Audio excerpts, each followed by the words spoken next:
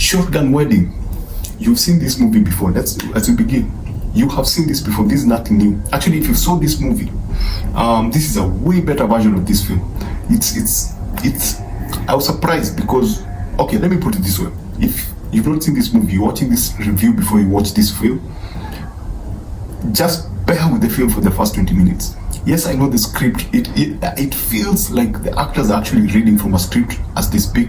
There's lack of that authentic character conversation or dialogue flow that makes a film feel clean and feel natural and organic. It feels very scripted, but just bear with the movie for like the first 25 minutes. When the pirates land on that island, this movie becomes something else. Now, before we go there, what is this movie about? So Jennifer Lopez, beautiful. I can't believe this woman is 50 years old, above 50 years old. She is just astonishing, and I think they even address it in the film. How is it a gene thing? How is she able to remain this beautiful, hot? Her body is like, she doesn't have the body of a 50-year-old. Anyway, I digress. So Jennifer Lopez's character is getting married to this guy. So this guy has planned for a wedding at the Philippines, and it so happens that every now and then some pirates come and attack people.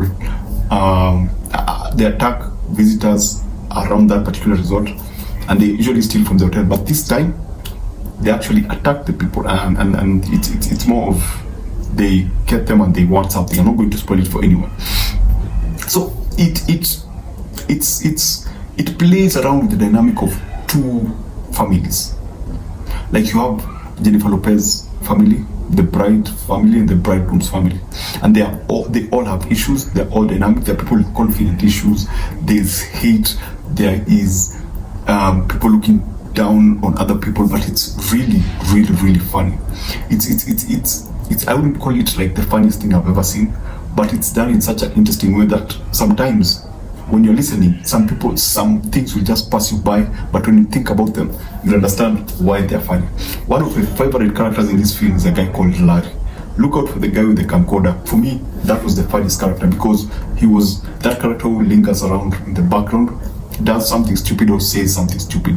I really loved that particular character. In terms of action, there's nothing new. The pirates are led by a guy who feels like a watered down version of Bane from The Dark Knight Rises, especially even with the voice, even with the mask. He feels like a Bane wannabe, a skinnier, more careless version. It's not even interesting. The bad guys are not interesting, but my goodness, the final act of this, the third act of this film is fantastic. I'm not talking about the dialogue, I'm talking about where they took the film. Yes, it's a generic rom-com with a bit of action, but it's just how I was not able to predict where the film was going to go. There's a twist, and then you go like, yeah, I saw that coming, obviously. But then there's another twist, and you go like, what the hell? And then that particular character does something, and you're like, God damn! Like, oh, I absolutely did not see that ending come. And yeah, it gets you, and it just elevates the film for me. So you start backtracking. You're actually sometimes forced to go back and rewatch and start looking at what was happening, start finding out what exactly was happening, because that twist is it's a very good twist. Apart from that, the action is mediocre. The bad guys are not okay. The generic pirate bad guys, yeah, they are just there's nothing to take home. But the general sense of adventure and love, and it's familiar. It's nothing new. Let me just put it this way: it's nothing new. I don't like the dialogue, but the way it's just directed and the way it's paced and the way it's just packaged, it's more of, if I was to give it a score, it would be 3.5 out of 5. You get very, very good, very, very entertaining. But it's just that you've watched something and you've noticed that it doesn't feel organic, it doesn't feel natural. So if you want to watch this, I would advise you, don't listen to us, don't listen to the critics and the reviewers. Go watch the film. After you watch the film, then go watch the reviews, because it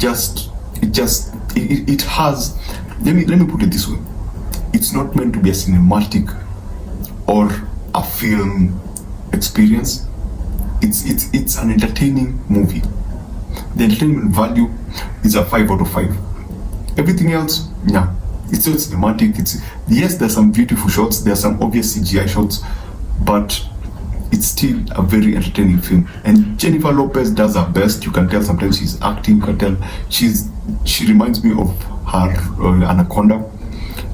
But you can see her try, and you can see them having fun with it up to the end.